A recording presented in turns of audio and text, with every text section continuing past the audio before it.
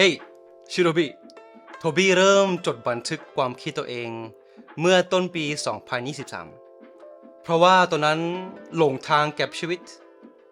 รู้สึกเศร้าถ้าคุณรู้สึกเสียใจหรือไม่รู้จะเอาไงต่อเก็บชีวิตโทบี้เข้าใจจะบอกให้ฟังว่าแค่ปากกาและกระดาษง่ายๆช่วยแก้ปัญหาเราได้เมื่อเราตั้งคำถามให้ตัวเอง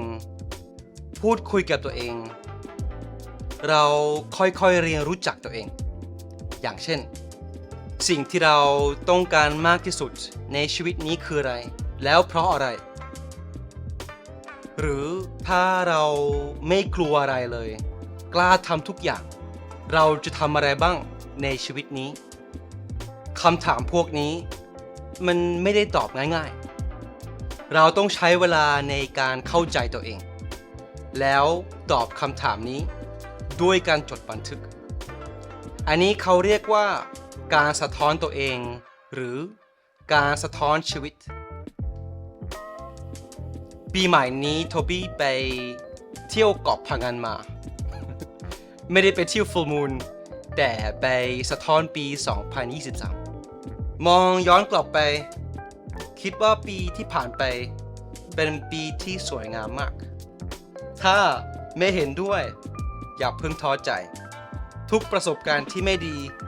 สามารถเปลี่ยนเป็นประสบการณ์ที่ดีได้มันขึ้นอยู่กับมุมมองของเรามี3หัวข้อที่โทบี้ใช้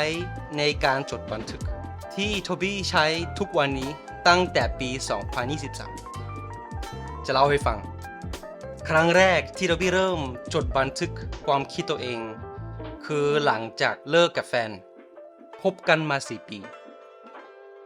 เป็นแฟนคนแรกในชีวิตโทบี้ตอนนั้นเชื่อว่าแฟนเป็นสิ่งที่สำคัญที่สุดในโลกของโทบี้งงกับความรู้สึกตัวเองมากไม่ได้อยากยอมรับว่ามันเกิดขึ้นจริงๆในที่สุดโทบี้ไปปฏิบัติธรรมที่เชียงใหม่เป็นครั้งแรกในชีวิตโทบี้ไปนั่งสมาธิอยู่กับธรรมชาติอยู่กับความเงียบสงบอยู่กับตัวเองเมื่อไหร่ก็ตามที่โทบี้รู้สึกแย่โทบี้พยายามเข้าใจความรู้สึกตัวเองระบายความคิดแล้วความรู้สึกตัวเองด้วยการจดบันทึกเพราะว่าถ้าเราฝังความทุกข์กับตัวเองเราจะยิ่งเครียดไปอีก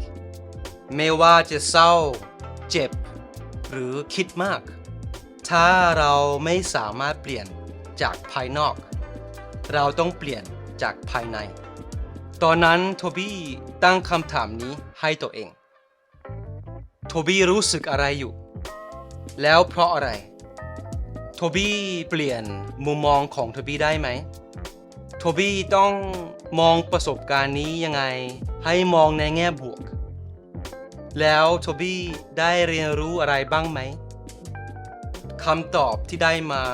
โทบี้และแฟนเก่าต้องเลิกรู้ว่าแบบนี้ดีที่สุดแล้วแต่ปัญหาคือโทบี้ยังหลงทางกับชีวิตอยู่โทบี้เลยตั้งคำถามนี้ให้ตัวเองความฝันของโทบี้คืออะไรแล้วเพราะอะไรมีอะไรที่ทำให้ชีวิตโทบี้มีความหมาย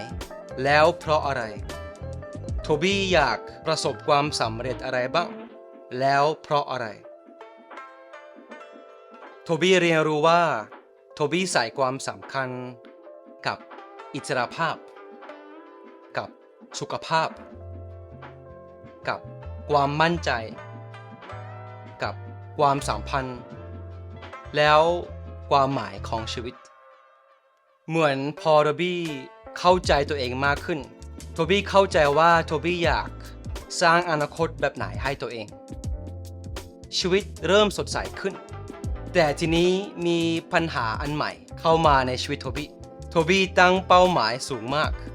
ไม่ได้ผิดหรอกแต่โทบี้ขาดความอดทนมองถึงอนาคตมากเกินไปจนรู้สึกไม่มีความสุขกับปัจจุบันโทบี้มีการเปรียบเทียบกับคนอื่นบ่อยมากทำไมเขามีแต่เราไม่มีหรือ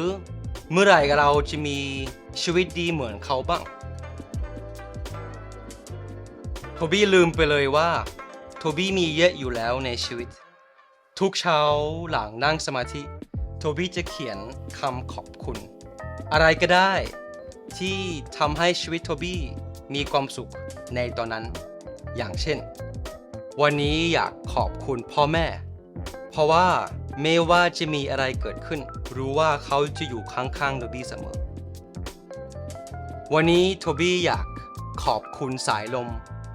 เพราะว่ามันทำให้โทบี้รู้สึกสงบสบายวันนี้โทบี้อยากขอบคุณความคิดสร้างสรรค์ของตัวเองเพราะว่าโทบี้ภูมิใจในสิ่งที่โทบี้สร้างทุกครั้งตอนโทบี้เขียนคำขอบคุณโทบี้มีความสุขเพราะว่าชีวิตเรามีเยอะอยู่แล้วจริงถึงแม้ว่าสถานการณ์จะแย่แค่ไหนเราเรียกความรู้สึกดีๆกลับมาได้ตลอดในทุกๆสิ่งมีสิ่งดีๆแต่เราต้องตั้งใจหามันแล้วเราจะมองโลกในแง่บวกมากขึ้นคำถามสุดท้ายที่โทบี้ตั้งให้ตัวเองคือโทบี้เรียนรู้อะไรบ้างจากปี 2023 คำตอบคือ 1. อะไรคือดีหรือไม่ดีมันขึ้นอยู่กับมุมมองของเรา 2. โทบี้ไม่ได้อยู่บนโลกนี้คนเดียวสู้ชีวิตด้วยกันดีกว่าสู้ชีวิตคนเดียว 3. อย่าจำกัดความสามารถของตัวเองโทบี้เก่งกว่าที่ตัวเองคิดต้องเชื่อมั่นในตัวเองขอบคุณทุกคนที่เป็นกำลังใจให้เสมอในการเดินทางนี้พูดถึงปี 2023 พอแล้วคุณจะเอายังไงต่อแก่ปี 2024 ตั้งเป้าหมายแล้วหรือยังเริ่มทำให้ความฝันเป็นความจริงเริ่มวันนี้ได้เลยเพราะว่าไม่มีวันไหนดีกว่าวันนี้โชคดี